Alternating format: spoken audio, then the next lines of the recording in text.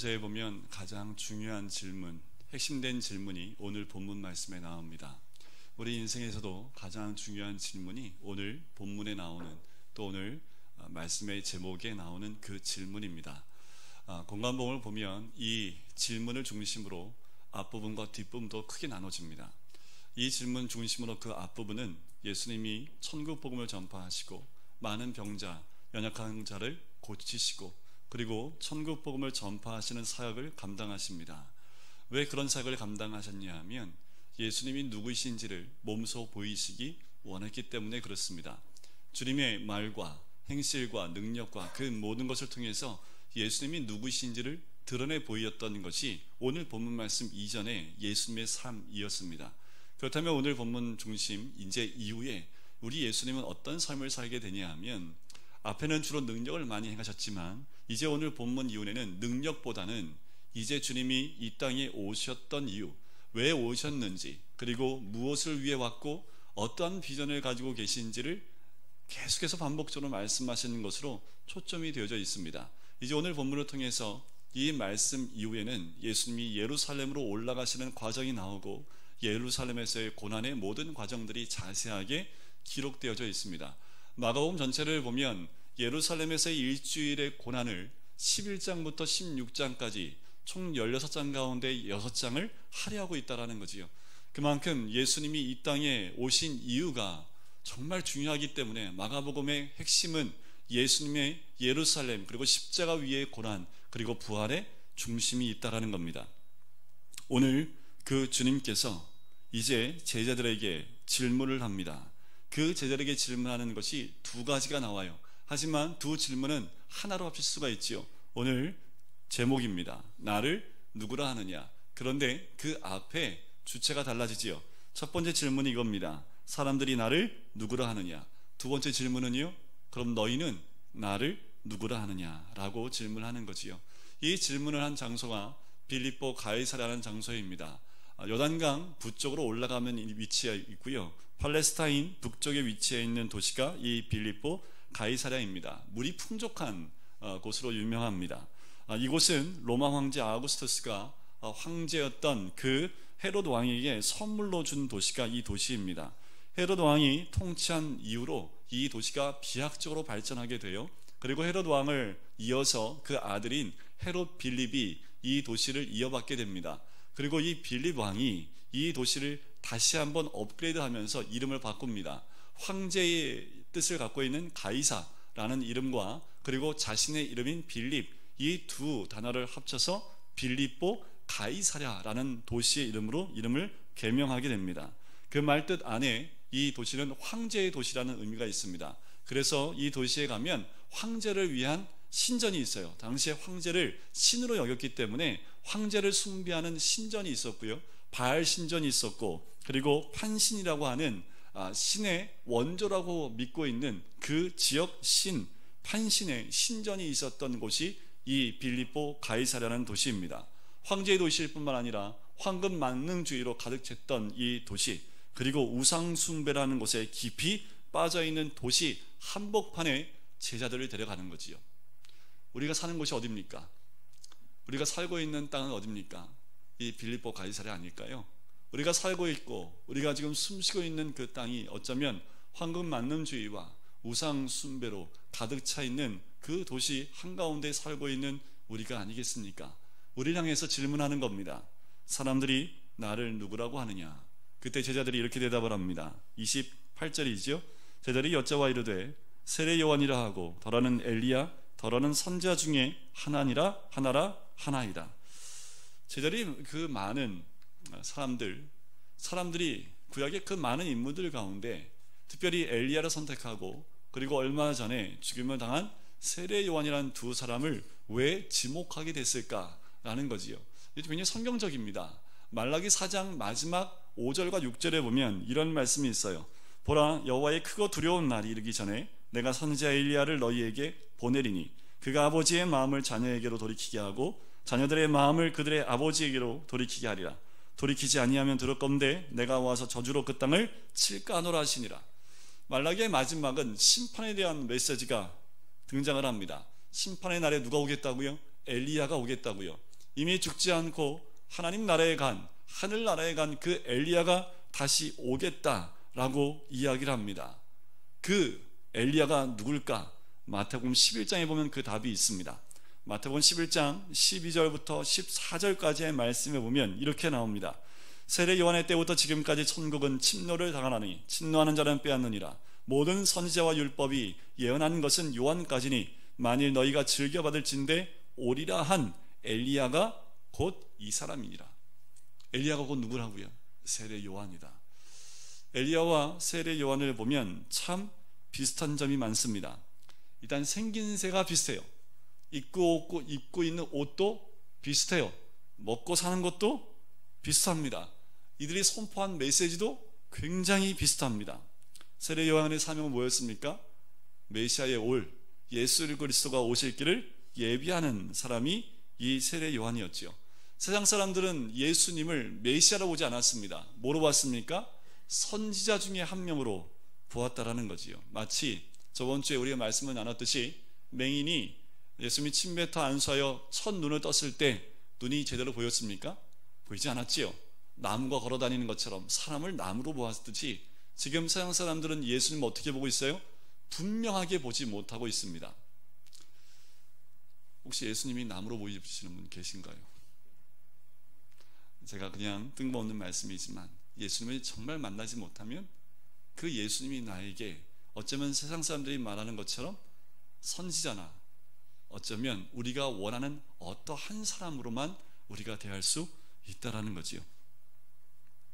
예수님의 제자를 통해서 자신에 대한 이 사람들의 견해를 듣고 난 다음에 이제 예수님이 본격적인 질문을 하십니다. 그래, 세상 사람들이 그렇게 나를 생각한다고 그럼 너희는 나를 어떻게 생각하느냐라고 질문을 하는 거지요. 너희들이 대답한 것은 세상 사람들의 견해고 그럼 너희는 나를 누구라고 하느냐라고 질문을 합니다. 너희는 나를 누구라고 하느냐라고 했을 때 이 질문의 핵심은 너희입니다. 그래, 세상 사람들이 그렇게 얘기하는데 그럼 너한테 나는 뭐냐? 너희한테 나는 과연 어떤 사람이냐라고 질문을 하고 있는 거지요. 왜요? 지난날 너희와 함께 먹고 자고 내가 능력을 행하고 내가 말씀을 가르쳤던 그 자리에 함께 있었던 그 너희에게 과연 나는 누구냐라는 거지요. 오병이어가 있을 때 너희가 있었고 칠병이어가 있을 때 그 자리에 너희가 있었고 풍랑을 잔잔케 했을 때 그때 그 능력을 경험한 너희들에게 과연 나는 누구냐라고 질문하는 겁니다. 이 질문은 우리한테 하는 거지요. 우리가 교회를 나오기 시작하면서부터 가장 많이 듣는 이름이 뭡니까? 예수입니다. 너희들이 그렇게 많이 듣는 단어인 그 예수에 익숙해져 있는데 과연 너희에게 나는 무엇이냐라고 질문을 하고 계시는 거지요. 너희에게 과연 나는 누구냐라고 질문을 하는 겁니다. 수제자였던 베드로가 이때 이런 대답을 하지요. 주는 그리스도 신이이다.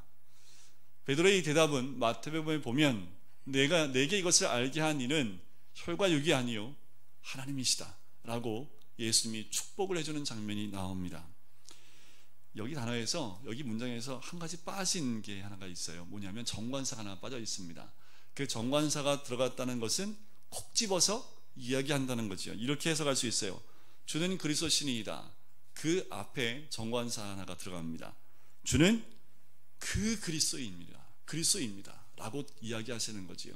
바로 우리가 그렇게 원했던 바로 그 그리스도가 바로 예수님입니다 라는 그 고백입니다. 기독교의 모든 메시지 가운데 가장 중요하고 핵심적인 그 메시지가 주는 그리스도이십니다 라는 그 고백 안에 있는 거지요. 그리스도를 다른 말로 말하면 구약에선 메시아라고도 이야기를 합니다. 이 원뜻을 보면 이런 뜻이 있습니다. 기름 부음을 받은 자라는 뜻이 있어요. 성경에서 기름 부음 받는 사람은 세 종류의 사람이 있습니다.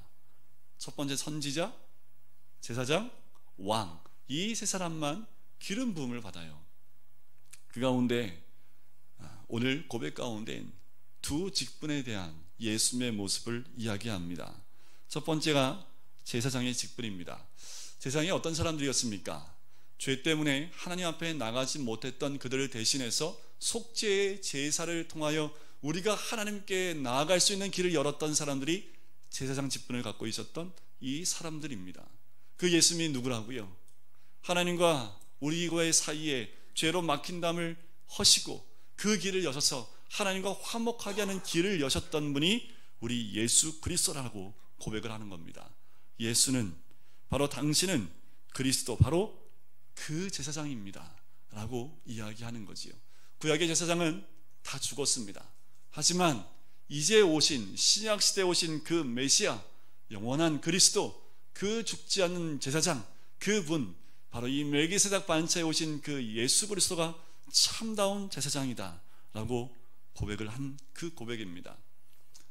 지금 우리가 가장 알고 있는 익숙한 단어로 바꾼다면 이런 고백이에요. 예수님, 당신은 나의 구주입니다 라는 고백입니다. 나를 구원하시는 분, 그래서 나로 하여금 하나님 앞에 나아가게 할 수 있는 분, 바로 나의 구주이십니다 라는 그 고백인 거지요. 또 하나의 고백이 있다고 그랬죠. 기름 부음 받은 자, 또 한 명 왕입니다. 예수님이 왕이라는 고백입니다. 왕은 통치하고 다스리는 사람이지요. 그 말은 이것입니다. 바로 당신은 나를 통치하고 다스리시고 내 운명을 결정할 뿐만 아니라 주장하시고 날마다 나의 삶을 인도하시는 분이 바로 예수님입니다 라는 고백입니다. 이것도 이렇게 바꿀 수 있습니다. 우리가 가장 익숙한 단어로 바꾼다면 예수님은 나의 주님이십니다 라는 고백이 되는 거지요. 베드로가 고백한 것, 주는 그리스도 신이다, 이것을 좀 길게 고백한다면 예수님, 당신은 나의 구주이시고 나의 주님이십니다 라는 그 고백입니다. 그리스도인이 누구냐 하면 우리 입술에 이 고백이 있고 그 고백대로 순종하여 살아가는 사람, 그 사람을 우리는 그리스도인이다 라고 이야기를 하는 거지요. 예수님, 당신은 그리스도입니다 라는 중요한 고백을 받고 나서 우리 주님이 너무 마음이 흡족했습니다. 그래서 이제 가르치세요.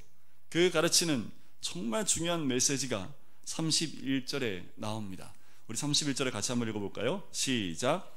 인자가 많은 고난을 받고 죽음을 당하고 살아날 것을 비로소 그들에게 가르치시되.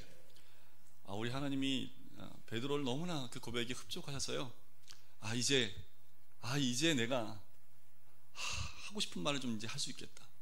이제까지는 예수님이 누군지를 사람들이 몰랐기 때문에 왜 왔는지를 얘기할 수도 없었는데, 베드로, 너의 고백 가운데 내가 누군지를 이렇게 고백해 주니 너무 고맙다. 이제 난 정말 하고 싶은 말 하고 싶어 하고 말한 것이 31절입니다.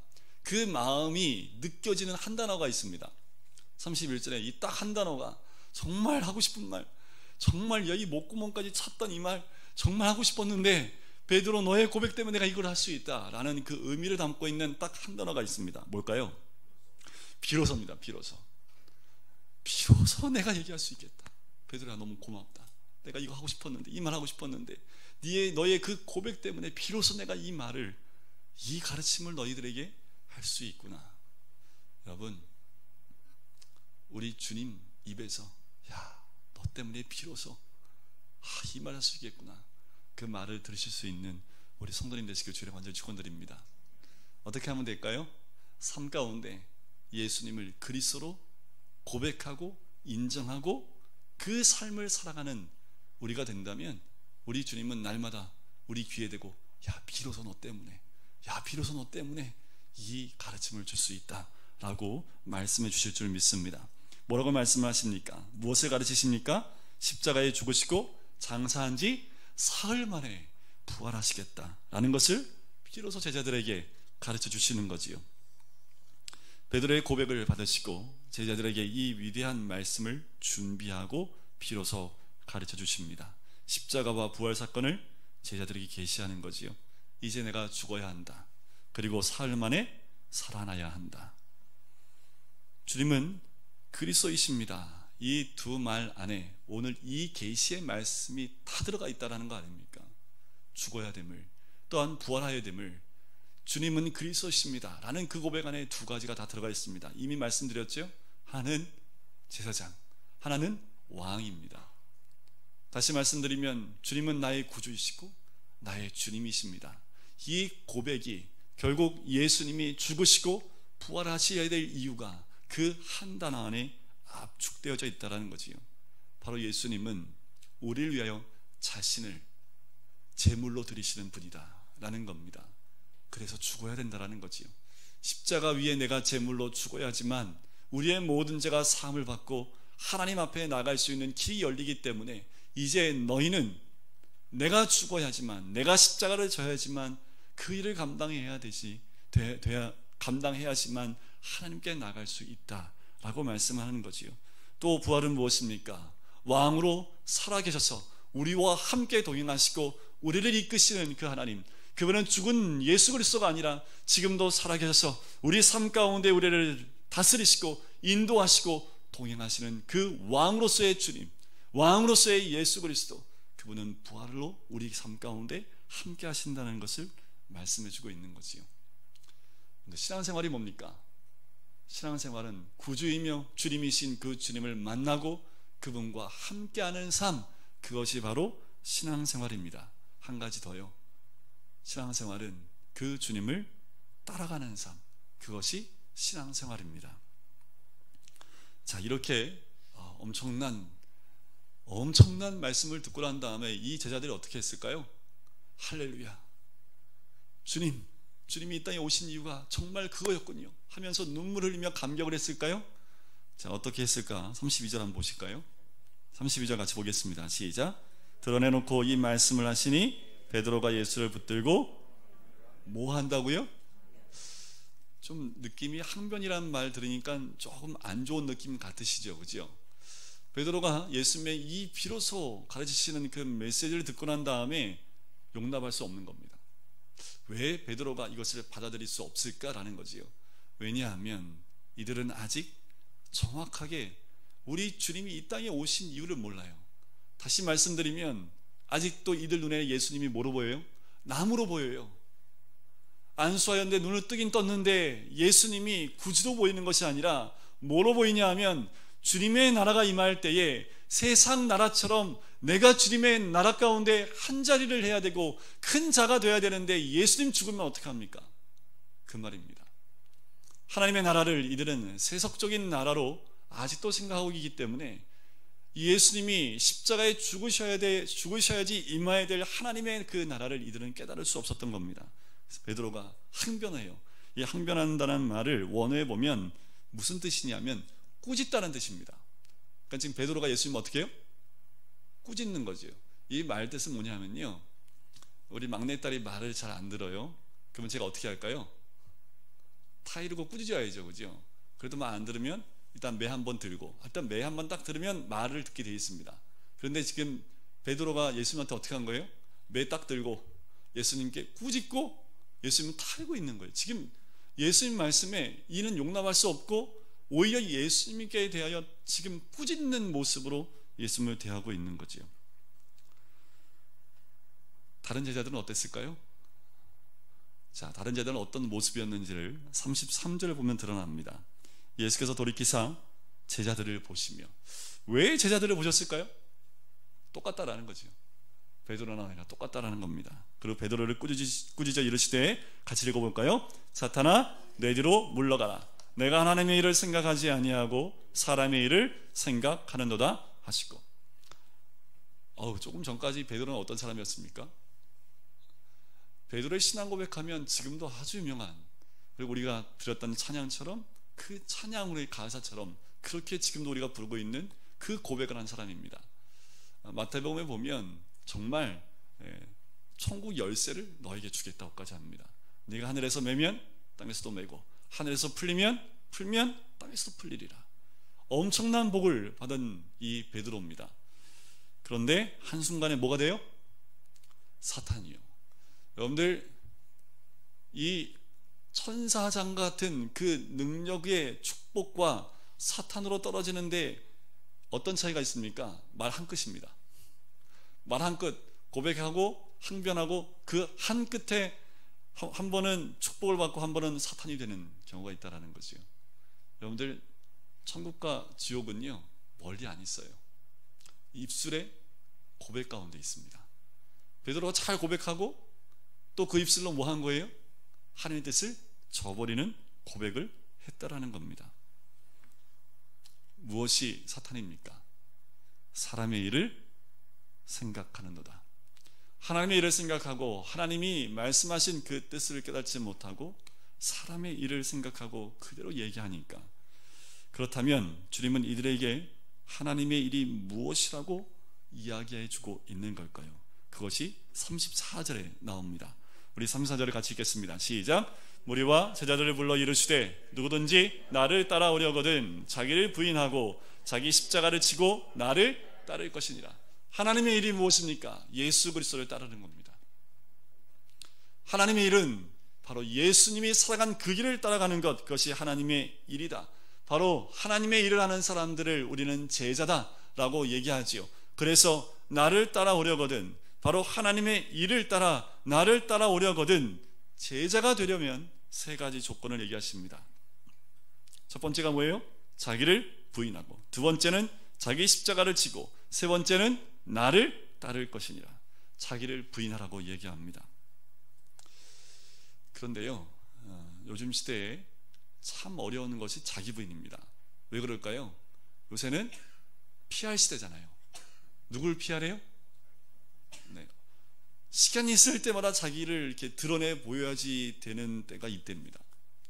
자기를 어떻게 하든 포장하든 뭐하든 자기의 능력을 드러내 보여야 될 때가 이때라는 거지요.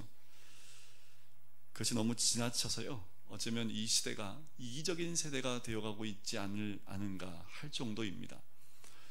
폴 비츠라고 하는 유명한 기독교 심리학자가 이렇게 얘기를 해요.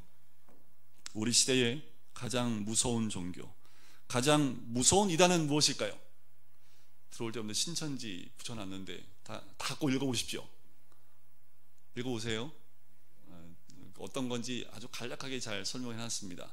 가장 무서운 이단이 이걸까요? 아니요. 이 사람은 이렇게 얘기합니다. 자기 숭배라는 종교다. 이 시대의 가장 커다란, 가장 무시무시한 이단은 자기 숭배라는 거지요. 우리 어떠한 사람도 아니라라고 말할 수 없습니다. 사람들은 끊임없이 자기를 숭배하도록 유혹받고 있기 때문에 그렇지요. 두 번째 제자의 조건은 자기 십자가를 지라는 겁니다. 십자가에는 두 가지 양면성이 있습니다. 첫째는 죽음과 그 다음은 부활입니다. 이 십자가에는 죽음과 부활의 양면성을 다 가지고 있다는 거지요. 십자가를 지라는 것, 십자가를 어떻게 지라는 겁니까? 여러분들 십자가를 지라고 하면 어떤 느낌이세요? 한번 고생 진탕 해봐라, 뭐 이런 의미로 들리십니까? 어떻게 보면 목사들이 자 우리 같이 십자가를 집시다 하면 목사님 또 고생을 해야 될 길로 나를 인도하시나 보다, 아마 보통은 그렇게 생각하실 텐데, 과연 십자가를 지는 삶은 어떤 삶일까? 로마서 6장 10절에 보면 그 말씀이 어쩌면 십자가를 지는 게 무엇인지를 잘 대변해주고 있어요. 그가 죽으심은 죄에 대하여 단번에 죽으심이요 그가 살아계심은 하나님께 대하여 살아계심이니. 그 다음에 11절에 보면 어떻게 사는 것이 십자가를 적용하는 삶인지가 나옵니다. 이와 같이 너희도 너희 자신을 죄에 대하여 죽은 자요 그리스도 예수 안에서 하나님을 대하여 살아있는 자로 여길지어다. 십자가를 지는 삶을 무엇이냐 하면 죄에 대하여 죽은 자로 살아야 된다. 내 생각, 내 뜻, 내 마음, 내 기분, 내가 원하는 대로 사는 그 죄된 모든 삶에서 죽어라 라고 말씀하는 겁니다. 그 죄에 대해서 죽은 자, 그것이 십자가의 삶. 근데 어디서 살아나야 돼요? 하나님 뜻, 하나님 비전, 하나님 앞에는 살아있는 자가 되어야 됨을 이야기합니다. 그리스도는 죽었지만 살아있습니다. 살아나셔서 하나님과의 온전한 관계 가운데 들어가셨다는 것처럼 우리에게도 똑같이 말씀하시는 거죠. 자신을 죽은 자로 여기게 하는 것처럼 이제 하나님에 대해서는 산 자로 우리가 살아가야 됨을 십자가를 지라는 그 말씀 가운데 있는 거지요. 죄를 지을 일에 대해서 내가 어떤 자가 되어야 된다는 겁니까? 죽은 자가 되는 겁니다. 죽을 자도 아니고, 죄에 대해서는 어떻게 해요?